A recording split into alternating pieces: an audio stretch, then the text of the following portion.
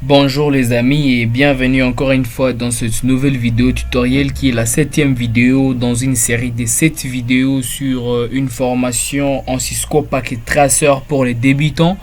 Donc dans la vidéo précédente, on a configuré les serveurs DNS comme vous pouvez le voir ici et qui a permis à faire la résolution d'adresse IP en nom de domaine. Donc ça permettait directement aux internautes ou aux clients de pouvoir accéder au serveur web soit via son adresse IP ou soit via un nom de domaine qui est stocké directement ici dans les serveurs web. Donc dans cette vidéo, comme on l'a promis, on va voir un autre service qu'octroient les serveurs qui est les services mail qu'on va directement configurer dans les serveurs. Donc sans pour autant tarder, on va ajouter un nouveau serveur et on va définir directement un adressage à lui. Donc on va prendre les 192, les 168.10.80 et on va lui donner le nom de serveur mail server. Mail server. Oh là là, j'ai mal écrit. Voilà. Mail server, on va directement le connecter à notre réseau sans pour autant tarder. Hop, on va actualiser les projets et comme on l'a toujours fait, c'est d'une manière statique qu'on configure les serveurs et cela c'est conseillé. Desktop IP configuration 192 168 10.80 avec comme masque 3x255, ça pour autant oublier les serveurs DNS, c'est très important. 10.70 et puis on va faire top. Voilà, maintenant on peut vérifier directement vite avec ipconfig si vous voulez bien. Voilà, directement on a l'adresse IP KI les serveurs. Donc on peut passer directement à la configuration.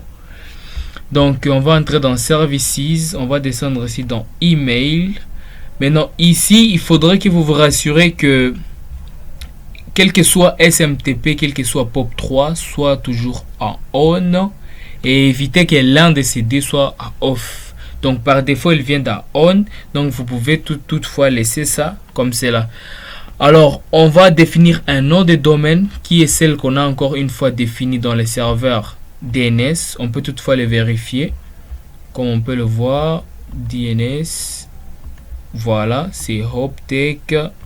on peut toutefois le copier et puis on va enregistrer à nouveau. On va quitter dans le serveur web, on retourne dans le serveur mail, on est ici, on va le copier là-bas, on va cliquer sur set pour enregistrer ces noms de domaine.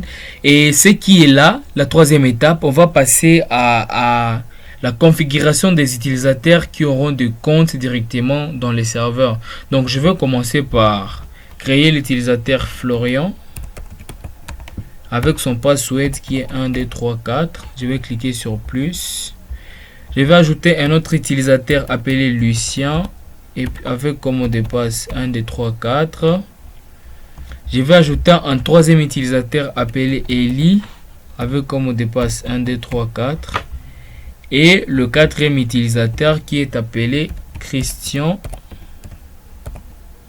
et qui a aussi le mot de passe 1 2 3 4. Je l'ajoute. Je viens de créer 4 utilisateurs parce que j'ai 4 clients directement. Ça va me permettre d'octroyer à chacun une adresse quelconque. Voilà, après avoir fini ici, donc on va fermer dans les serveurs. Maintenant on va passer au poste client. Maintenant on vient au poste client numéro 1. On descend ici dans mail. Maintenant on va devoir ajouter les configurations ou encore les identifiants de cet utilisateur tout en configurant cette partie email. Maintenant ce qui est là, on va définir son nom, par exemple Florian, comme on vient de l'écrire dans les serveurs. Son adresse mail sera Florian arrobase. On va directement définir le nom de domaine hoptech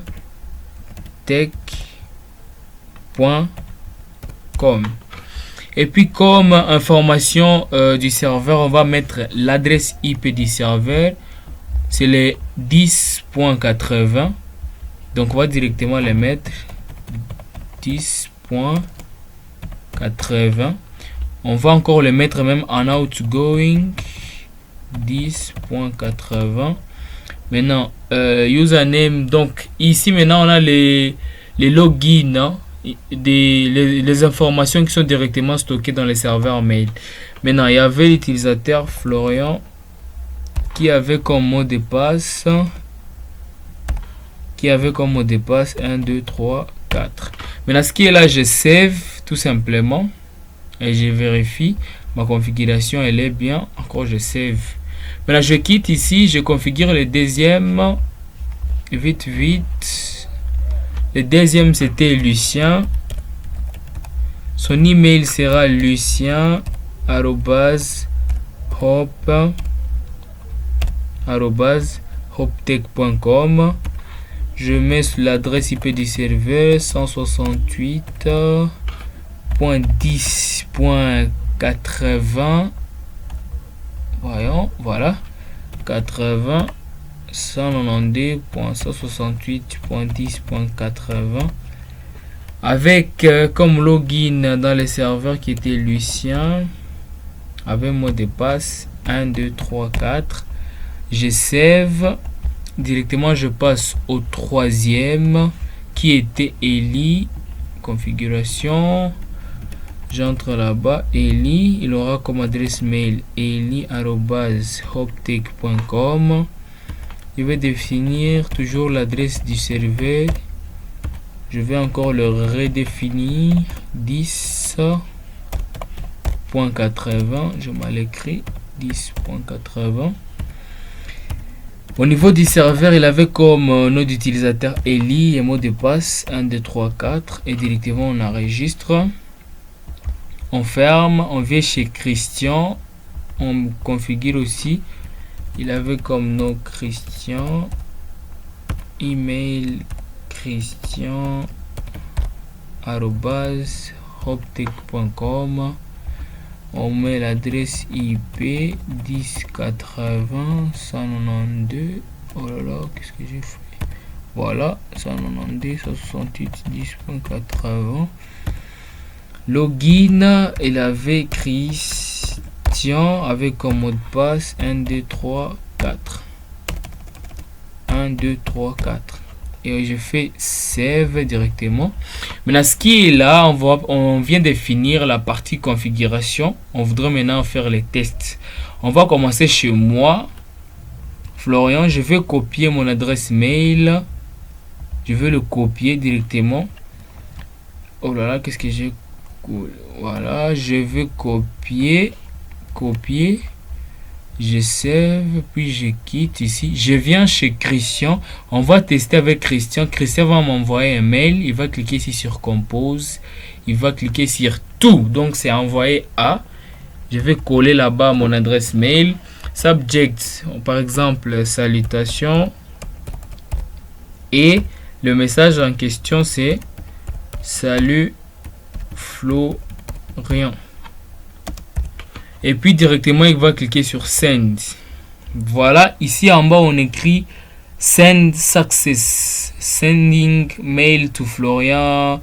Maintenant ce qu'on va vérifier, on va aller au poste client Florian pour vérifier si réellement il a réussi. On était ici chez Christian, on va vérifier ici.